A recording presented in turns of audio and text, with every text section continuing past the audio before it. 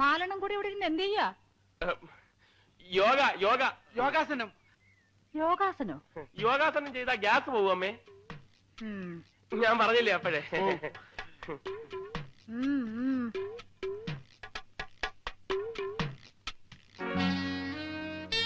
ആരത്?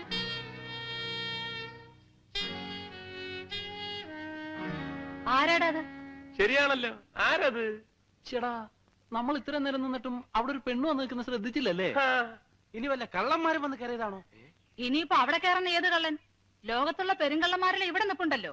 അയ്യോ അമ്മേ, ഇവര് അത്രക്കാരൊന്നും അല്ല. അവരെയല്ല, നിന്നെയാ പറഞ്ഞത്.